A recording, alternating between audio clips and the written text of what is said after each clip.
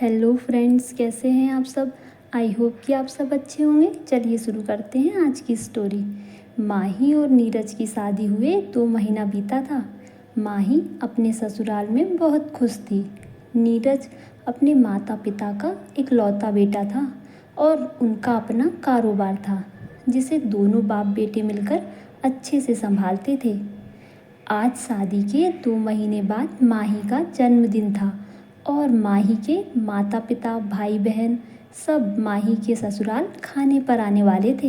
इसीलिए माही ने जिद करके नीरज और ससुर जी को भी आज ऑफिस नहीं जाने दिया था।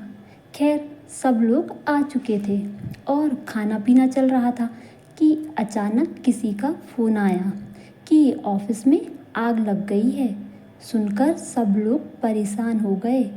पता करने पर पता चला कि आग माही के ससुर जी के कैबिन में ही लगी है जहां वह दोनों बैठते थे और अब आग पर काबू पा लिया गया है। लेकिन कैबिन पूरी तरह से तबाह हो गया है, पर बाकी जगह पर कोई नुकसान नहीं हुआ है। शायद शॉर्ट सर्किट की वजह से आग लगी थी। यह सब सुनकर माही के ससुराल वाले और मायके वाले दोनों काफ़ी परेशान हो गए। माही के मायके वालों को बहुत घबराहट हो रही थी, खास करके माही के मम्मी पापा को, कि अभी 2 महीने हुए हैं माही की शादी में और इतना बड़ा हादसा हो गया। ऊपर से आज माही का जन्मदिन है। पता नहीं अब उसके ससुराल वाले, आस पड़ोस और बाकी रिश्तेदार क्या बात बनाएंगे। आस पड़ोस के लोग जिन्होंने आग लगने की बात सुनी और आसपास के घरों में रहने वाले माही के चाचा ससुर, चाची सास वगैरह सब दबी जुबान में बात भी करने लगे थे कि बहू के कदम शुभ नहीं है। देखो, अभी आए 2 महीना हुआ और ऑफिस में आग लग गई। ये बातें माही और उसके माता पिता के कानों तक भी आ रही थी। माही बहुत डरी डरी सी अपने सास ससुर और नीरज की तरफ देख रही थी, जैसे उसने ही कुछ पाप कर दिया हो, जबकि ऐसा कुछ भी नहीं था। लेकिन फिर भी अभी नई नई शादी थी और लोग तो बातें बनाते ही हैं। ऊपर से बेटी के ससुराल का मामला।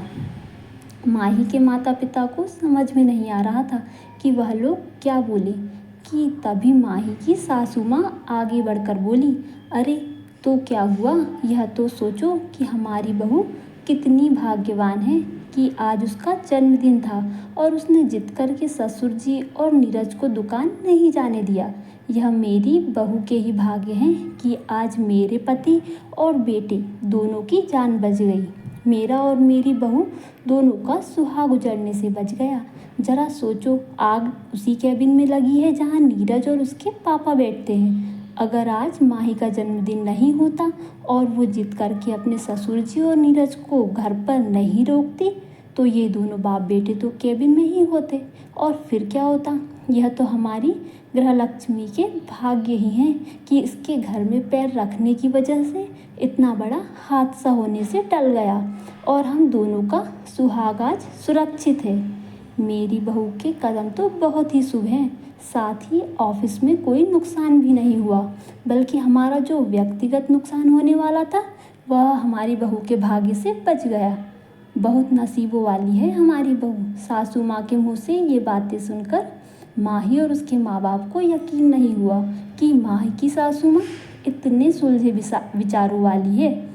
कहाँ लोग तरह तरह की बातें दबी जुबान में कर रहे थे और कहाँ सासू माँ ने एक बात कहकर सबका मुंह बंद कर दिया। माही अपनी सासू माँ के गले लगकर रोने लगी और माही के माँ बाप की आंखों में भी आंसू आ चुके थे कि सच में उनकी बेटी बहुत भाग्यशाली है कि उसे इतना अच्छा ससुराल मिला और इतने अच्छे ससुराल वाले मिले। जाते जाते उन्होंने अपने बेटी दामाद को आशीर्वाद दिया और माही के सास ससुर से बोला, सच में हमारी बेटी नसीबों वाली है जो आपके घर ब्याह कर आई है।